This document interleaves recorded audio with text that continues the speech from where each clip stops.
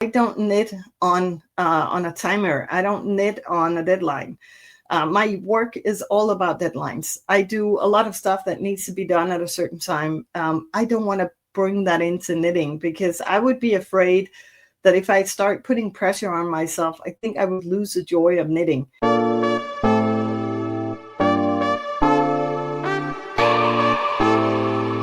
Hi there and welcome or welcome back. My name is Lisa and you are watching LiseLight. It's a channel where I mostly share a lot of knitting and sometimes other creative projects. Today I want to do a little bit of a different episode. I was going to knit a little bit while I talk, but I'm afraid that my knitting needles are going to make too much noise. So I think I'll refrain from that. But what I want to do today is go through, well, what I would consider unpopular opinions about knitting, and I'll give you my view on it. There were some statements that and opinions that I see a lot online, and some I agree with, a lot of them I understand, and then there are some of them that I don't agree with. And again, this is not meant to judge anybody. So please take that into mind.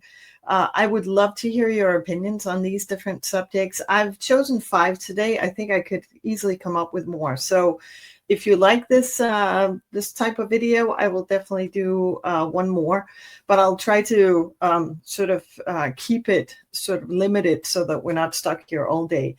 I mean, they are just stuff that comes up that I take a look at. And also, maybe this is a good opportunity to say if you like what you see, if you agree, or even if you don't agree, but you like the way I go about my stuff in this video, please subscribe because that will definitely help my channel out. And the more people who are subscribed, the more it gets pushed out to more people. So anyways. Maybe just to preface this, my view on knitting is definitely that it's a hobby. For me, I think there's a big difference whether you're a designer or whether you're just knitting for the fun of it. And for me, knitting is relaxing. It's a joy. It's a hobby. It's not something I do for a living. And I think that's probably important to distinguish between, because I totally understand that if you do this for a living, and I work with a couple of knitting designers in my capacity as, in my real life, I'm an online marketing consultant. So I work with a couple of designers. I know that's a completely different game.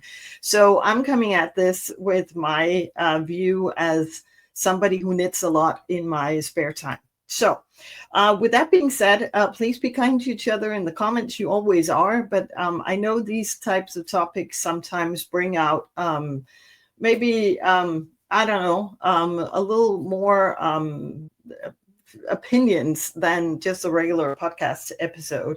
And I'm all for the discussions as long as we keep it nice and clean in the way we talk to each other. So anyways, let's just jump into it.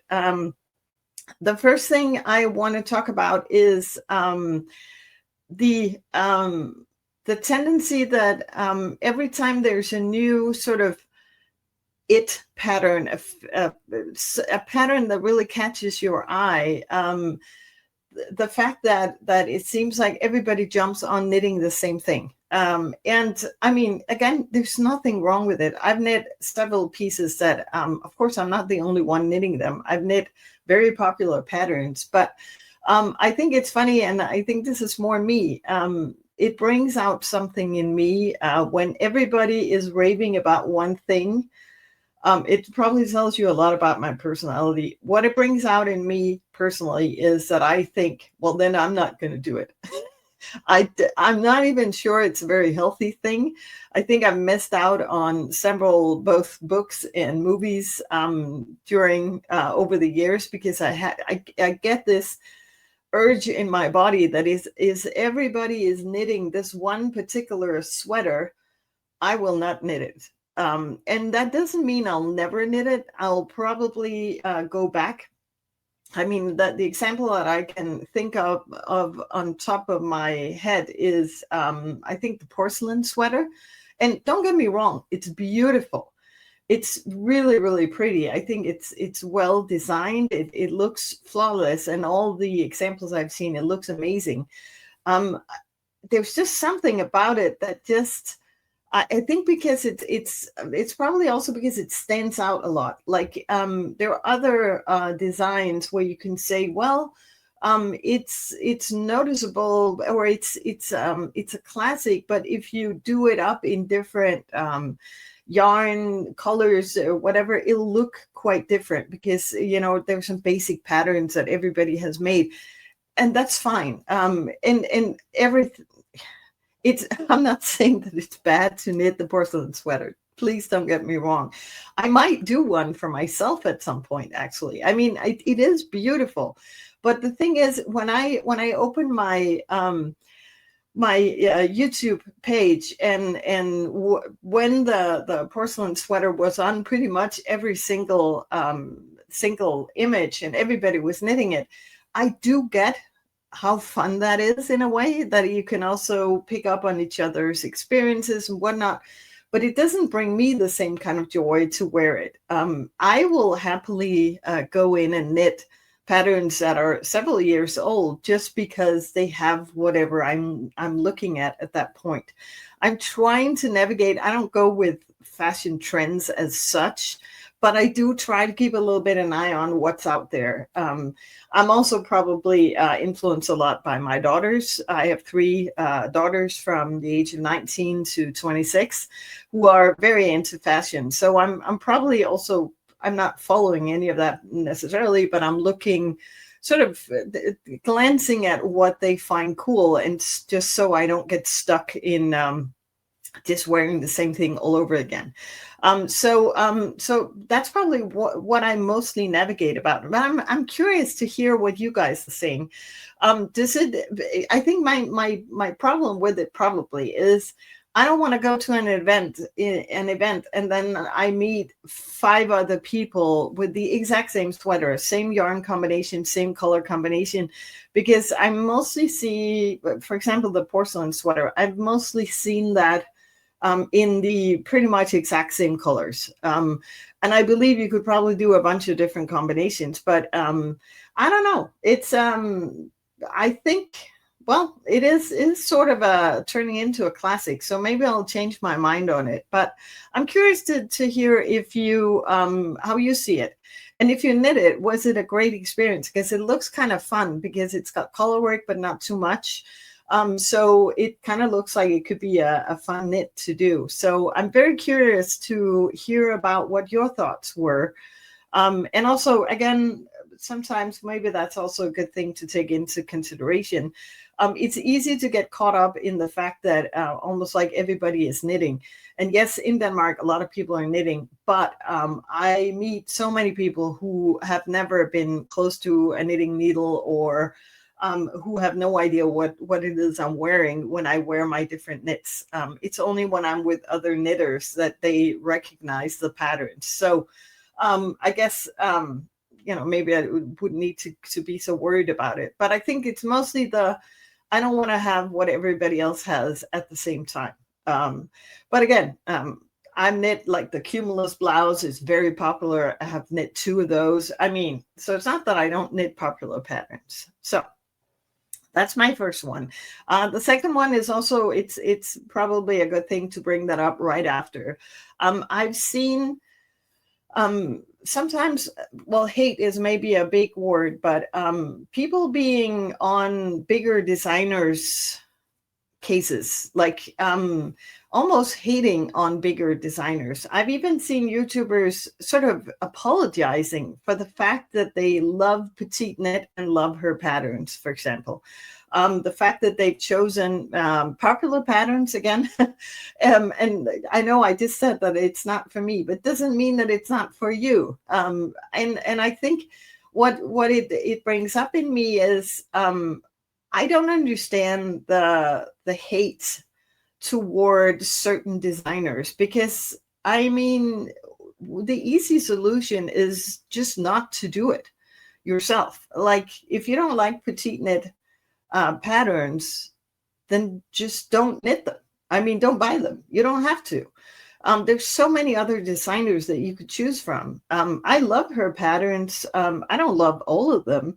I'm not going to knit all of her patterns. I'm not going to blindly knit whatever she puts out, because I'm not that big of a fan, like a super fan. But I love a lot of her patterns, and they have not steered me wrong. I mean, everything I've done from her pattern stash has just turned out great. She has more of oversized style. She's very petite herself. She has a little bit more of a oversized style that I realize now is not what fits me the best. So I'm definitely choosing her patterns. But for my daughters, for example, who love the oversized look, they're perfect. And I think that goes for a lot of Scandinavian designers, is what I've realized. And I understand why, because the Scandinavian style is usually very oversized. It's not the most flattering on my body type. So and I've talked about this extensively in other episodes, but I'm definitely trying to steer around all of that. Once in a while, it's great having the oversized sweater, but I definitely need something more fitting for my body type, I feel like, for it to be flattering on me. And especially knitwear can be quite sort of shapeless, with the drape and all this stuff. And I need to come up with, and I think I've definitely improved on how I choose patterns in that sense. So I need to sort of make a combination that is flattering and that just fits my body type much better. But then again, I don't understand why you would be so upset with people loving petite knit patterns. I mean, what's it to me that somebody else knits all of her stuff? That's fine. It's a little bit curious to me why, but I think it's a tendency we don't just see in knitting, but all over the place. It's like, I don't know what it is. It's like we've become less tolerant to other people's opinions if they differ from our own. And I think it's a shame, because that's what makes life interesting. It's very interesting to have a conversation with another knitter who has a completely different take on knitting than you have. I love that interaction if you do it in a respectful way, because you can learn from it. When somebody has another opinion, you can learn from it. And you can take it in and you can go, oh, interesting. I don't think I agree, but that was an interesting conversation. And then it'll enrich your way of looking at the world. That's kind of how I see it. I may be naive, but I'll keep sort of tooting my horn on that opinion. So I'm definitely not just gonna go without any critique and just loving all of the big designer patterns. But there is a reason why they're so popular most of the time. They usually have really good patterns and really good models that fit a lot of people. So I don't understand the hate train, to be honest. I mean, it's easy just to bypass it and just not do it. I've seen, that it's people talk about it's a money grab, that different patterns are not like you buy separate patterns, even though there are few changes. Like, I think an example, the Cumulus blouse, I believe there's an O neck and a V neck, and they're two separate patterns. You could say a lot of designers would probably have put them in the same pattern, and I think that's generous and brilliant. But then again, you could also say, well, Petite Knit, Meta behind the brand, is a really clever businesswoman, because again, you're not forced to buy it. You don't have to. A lot of times you can do a lot of changes yourself. That's another thing. But so maybe that's also a thing to say. It's good to learn how to modify stuff, because they'll make you able to do some modifications yourself. I've seen a lot of people buying just one pattern for her things and just modifying it to fit men also, instead of buying the men's pattern, and so forth. So anyways, it's up to you. You're not forced to buy it. So I mean, for me, it's just, there's some of I go with what I love and what I feel drawn to knit, and then that's what I'm going to do. So hope that landed with you. Let me know what you feel like. But I mean, can we just not hate so much? I mean, that would be awesome, because I don't see the point of it, basically, because it's a free, still, hopefully, a free world. So you can just sort of not go with something that you don't love and go with something else. And I feel like that's amazing. So this might be quite controversial, and it's about size inclusivity. Let's talk about it. I think traditionally Scandinavian patterns were definitely not at all size inclusive. They would go up to maybe extra large. I've seen several patterns. I still see a few of them where I should say I'm about a size extra large, I think. It's so difficult because all sizes, from even in the commercial field, they're not the same. So it's usually extra large, but I've had to go up a size, down a size, and whatnot. So just to give you a general idea of where you're at. And so that definitely brings a limit to how many people can knit a pattern. I think most designers have opened their eyes to the fact that limits also their audience. And money talks in this area, that's for sure. I think where I'm probably going against the grain a little bit is I really don't think that all designers necessarily need to cater to all sizes. And the reason I'm saying it is I think they it's great if they do, but also if they actually know how to fit a larger size. Because if I look at it, I have 3 daughters. They're between 19 and 26. I think I mentioned it before. And they are pretty tiny, all 3 of them. I mean, they're tall, but skinny, small sizes. Not skinny. That sounds, I don't know, the word skinny, I don't like it. But anyways, completely different sizes than me. The problem with sizing up in patterns sometimes, I feel like, is if I look, compare, say, one of my daughters next to me and me, I'm not just more centimeters around the bust and around the waist. My shape is different. I've given birth to 3 kids, so of course my shape is going to be different. I love my body. I don't have a problem with that. But it just means that if you take whatever fits her well and just size it up without any regard for a changing body, it won't fit me well. And I have an inkling that that's why all the oversized patterns are so popular for the designers to make, because they are not as demanding to fit everybody. If you just have something oversized, of course, if you fit into it, we're good. But that's just not what I'm going for. I want fit that fits my body type. And so I think when I look at patterns, what I'm mostly interested is not in how many sizes they have. And granted, I'm not in the need of a 5XL. So I totally understand how that could be an issue if that's never included. So I'm all for the designers who do it. But I'm much more interested in, for my own sake, does it fit my body type? Am I able to make this flattering on me? And that's why I think inclusivity and representation is so important in a pattern. It's so nice to see a pattern on, and actually, by the way, talking about petite knit, I mean, the thing that saves her in that regard is that so many people knit her pattern. So you can usually find projects where you can see body types that are more similar to your own, what they look like wearing her patterns, because she's pretty and beautiful, tiny little woman, and it looks great on her. But I just know some of her patterns wouldn't look good on me. So I think I'm much more interested in the designers, like somebody like Lily Kate France, who herself is petite. Well, I think she's tall, actually. I think she wrote someplace that she's quite tall. But she makes patterns that look amazing on my body type. I knit a couple of t-shirts. I love them. And I think she is definitely designing to the female body, in a sense where, of course, she has oversized stuff, but a lot of her stuff is more tightly fitted, which I absolutely adore because that's what I'm going for. And I wasn't sure when I started knitting.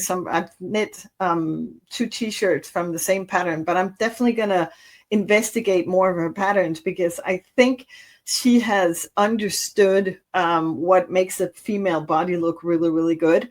And those are the patterns that I'm interested in. So my point here is also a little bit the same as when we talked about the bigger designers. Back to, I think money speaks here. I mean, if I saw a pattern that I would love to make, but it didn't go up to my size, either I would just not buy it.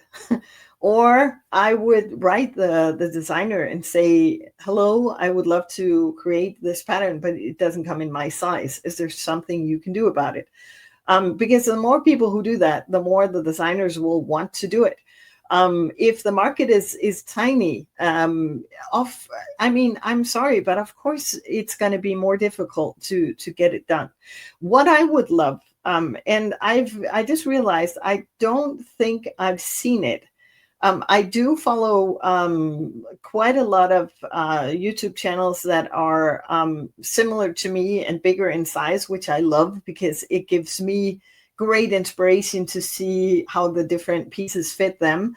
And then I can make my own mind whether that pattern would be good for me or not.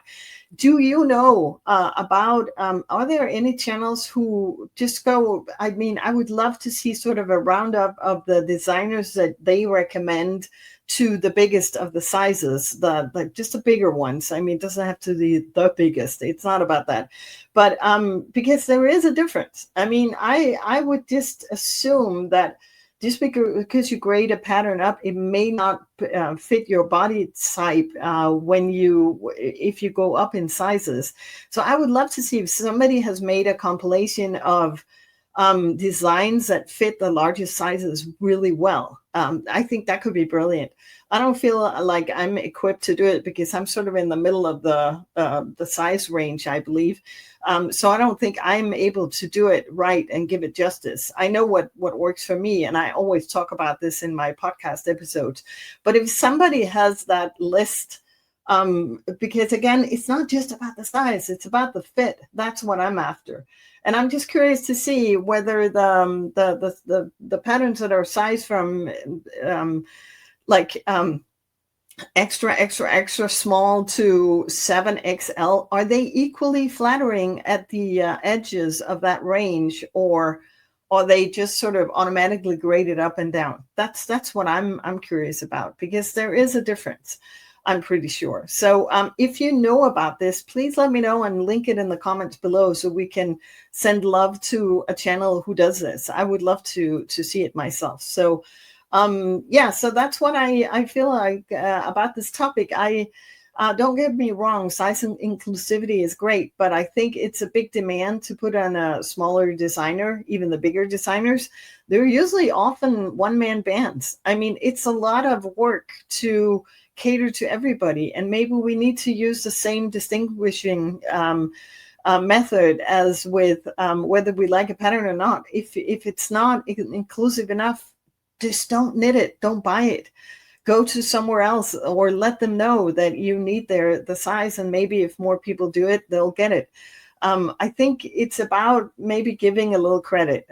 So I think that's mostly my take on size inclusivity. Stressing about knitting is something I've talked about it before, but it's I don't know. It makes me a little sad when I see hobby knitters. Again, if it's work, it's not that you should stress, but I totally see a different sort of pressure about finishing knit works and releasing your patterns, all that stuff. So let's put that aside. Let's look at those of us who only knit for fun and pleasure. I mean, it does not make any sense to me when I see, I mean, maybe it's just the way we use the word stressed, just as a sort of just being a little bit under pressure. I think, I mean, stress in my mind is pretty serious. I've seen people being sick from stress from work and from other things. That's no joke. So for me, it's not a word that I use lightly.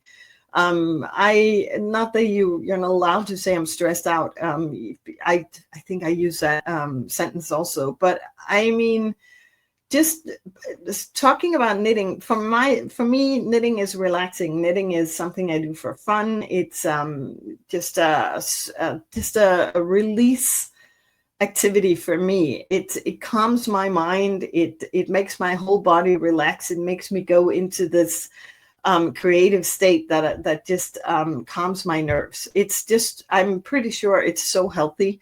It keeps my brain going. It's but in a healthy way. It calms everything down. It's just something that I really enjoy a lot. And that goes for other creative endeavors too. But there's something about the monotony of knitting that I think is very healthy. And so to put that together with being stressed out, it comes with, for example, gift knitting. I put out a video, I'll link it in the card, and you can find it on my channel, but about gift knits that you can do already now. And that's exactly to start the gift knitting ahead of time so that you don't end up being stressed out. And everybody to their own, but I think it's just a pity when knitting is I would be afraid if I start. I think that's also why I haven't done any test knitting for anybody yet. I might do it at some point, but I've been close to a couple of times, but the deadline has been kind of short. And I'm a fast knitter, so I'm pretty sure I could definitely have done it with no problems. But I don't want to put a time crunch on myself. I don't knit on a timer. I don't knit on a deadline. My work is all about deadlines. I do a lot of stuff that needs to be done at a certain time. I don't want to bring that into knitting because I would be afraid that if I start putting pressure on myself, I think I would lose the joy of knitting. And that would be devastating to me. That would definitely not be what I'm aiming for. So yeah, I mean, why stress about it? So let me know if you agree on this or if it's just me. So the last thing, and I don't want to go on and on about it, but the last thing is this thing about knitting being a very expensive hobby. And you're absolutely right, it can be. It drives me a little nuts when, and that's also, well, again, if you want to judge designers on different things, I get a little tired when there's some designers who will only work exclusively with the most expensive of yarns. If they produce them themselves, I understand it. It makes a lot of sense. And there is definitely a room for expensive yarn, luxury yarn. I mean, that's depending on your budget. That's great. But I mean, some of the projects where you're supposed to hold like a cashmere with 2 strands of silk mohair. I mean, it's great if you have the funds for it, but I mean, it doesn't have to be that expensive. The good thing, I think, and somebody in the comments like several months ago made me know about the site yarn substitution. .com, which is where you can try to find the yarn that's recommended, and they'll give you a bunch of suggestions for what you could substitute it with. I don't think I always find all yarns, but I think it'll bring you on the path of what you could use instead if you think like the yarn that's recommended is too expensive. What I love is the designers who give you several yarn suggestions. So there are more expensive ones and more cheap ones, so you can mix and match your own. I don't think knitting needs to be expensive. I like natural materials. Of course, I like the nice yarn, but I also buy cheaper yarn that I've found is really good. So I think it's all about trying out different yarn brands and then deciding which types you like Drops Yarn, for example. Some of their yarns I really, really like. Some of the yarns I'm not too crazy about. It's trial and error, and I think it's worth it to try out. You don't need to buy the most expensive yarns always to get the good results. So yes, it can be expensive. I think the expensive part about yarn is that a lot of us tend to buy too much yarn. I've definitely done that. I have some stuff in my stash that I just regret. I mean, there are mistakes that I shouldn't have bought. I'm better at it now. I've definitely put a halt on buying yarn without a project in mind, or a project that I intend to do. And that, of course, brings down the cost, because even if you buy cheap yarn, there was an offer there, it all adds up to a bunch of money. So I try to be more mindful of that, but I think that's a topic for a different video. Yeah, so I'll leave it at that for today. I have a couple of other subjects that we definitely could dive more into, but I'm curious to see how you guys, if you guys think I'm completely off, or what your opinions are on these different topics. I think my general take on all of this is just to be, I don't know, be a little more generous toward the designers, the different. I don't think it's that easy to design patterns as it might look when you see it from the consumer side. Even the big designers are small companies in the big scheme of things, and yeah, I mean, making a living out of patterns that cost about 50, 60 Danish kroners, like $10 each. It takes a lot of patterns in order for that to be an income. So I have a lot of respect for the designers who make it, and also those who try, because it's a lot of work, and I don't think they always get the credit that they are due. So I think that's my take on it. Before I leave, please subscribe. If you haven't run away at this point, I adore you. So please subscribe if you want to follow along on the channel. I will soon be back with a regular podcast episode. And until then, take care.